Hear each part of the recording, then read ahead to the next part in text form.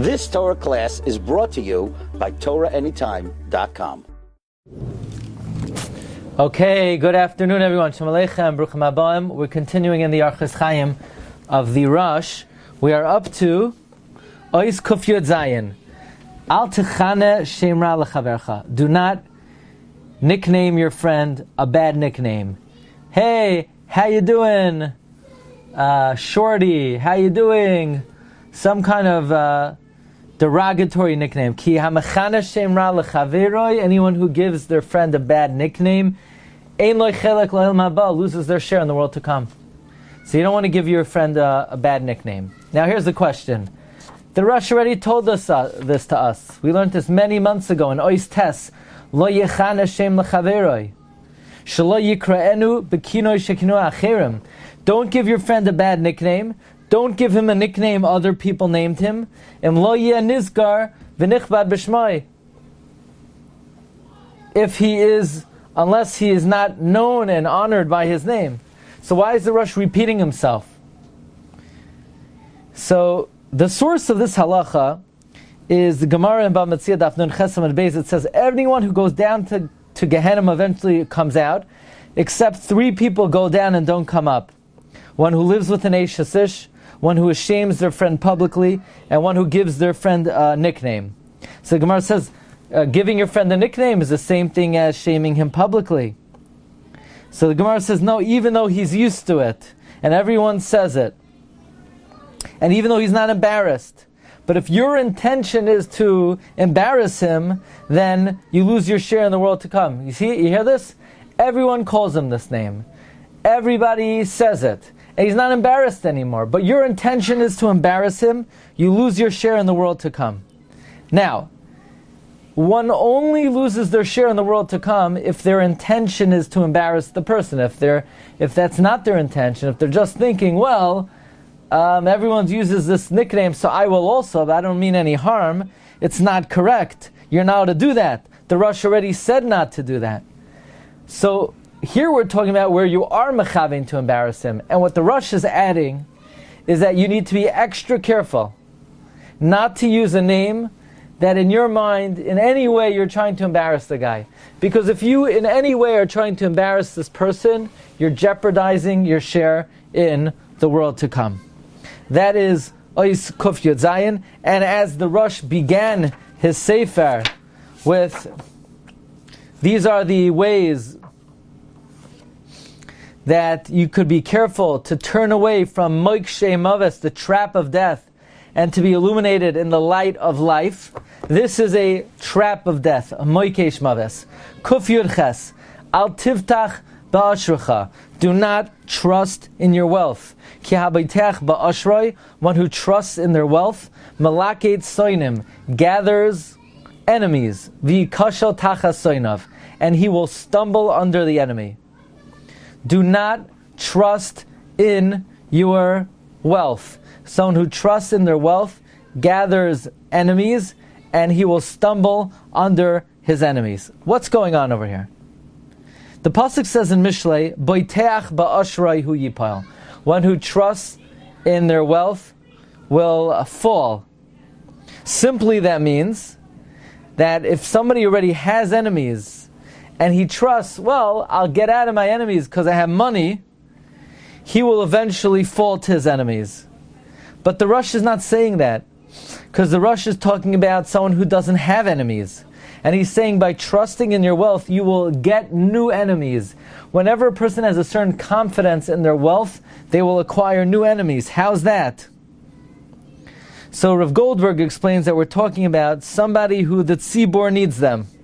The tzibur needs the person for something. And he doesn't want to participate because he says, look, I trust in my own wealth. It's not my problem. This will cause somebody to have new enemies because the tzibur needs you. That's how Rav Goldberg learns. It's talking about a situation where the tzibur needs somebody and the person doesn't want to come through. They're comfortable with their own money.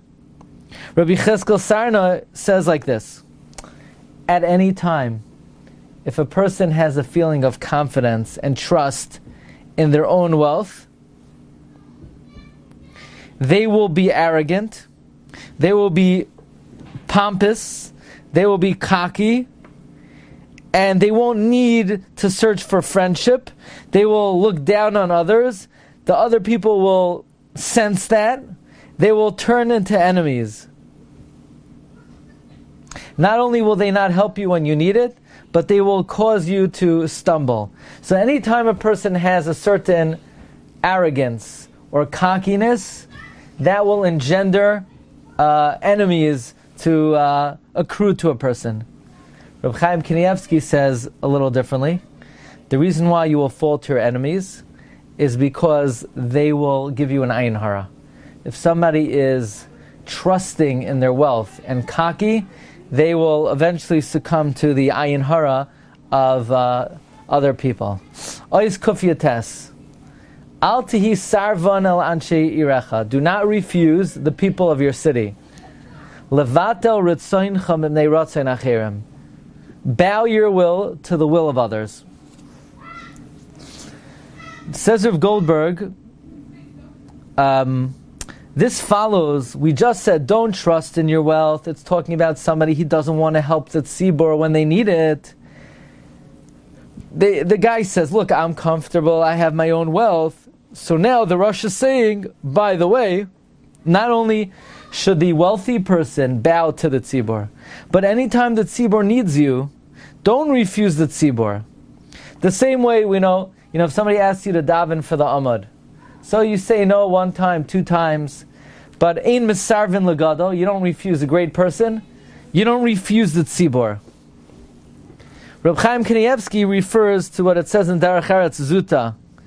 It says, Ha'avir ritzoincha mimnei ritzoin acherim. And Rav Goldberg cites what we learned in the Garas Hagra, that at the time, after 120, they're going to ask a person, Himlachta es chavercha benachas ruach.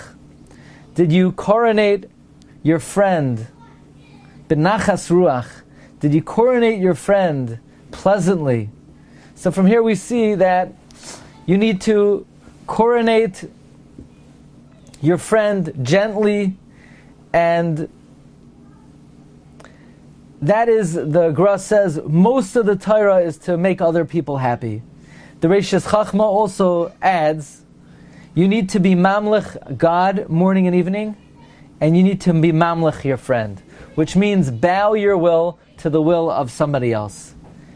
And regarding this important hanhaga of bowing your will to others, there's an amazing story Rav Goldberg cites from the Sefer Orchos HaChaim from Reb Shach, that in the Rebbetzin Shach's final illness, so some Talmidim accompanied the Rebbetzin to the hospital just to lighten the burden of Reb Shach.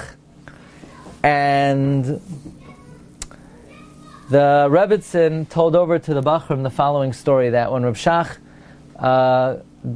and her were married, when they got married, they made the following partnership.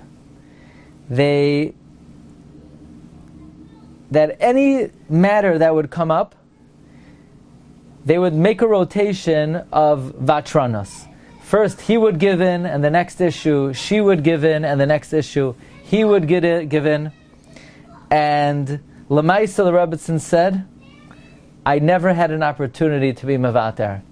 Every single time, even before I could think, maybe I should give it on this one, Reb Shach always jumped to be the one to be mevater. This is the great midah, himlachta es chavercha benachas ruach. Did you coronate your friend pleasantly? So now I know you're thinking, you're going to go tell, the wives are going to go tell their husband, you see, Reb Shach always gave in, so now you always have to give in, or vice versa. No, whoever hears the story, they are the ones who should take on this holy practice of himlachta es chavercha benachas ruach. Thanks everybody for joining. We'll see you tomorrow. Bracha v'atzlacha. Have a great day. You've just experienced another Torah class brought to you by TorahAnytime.com.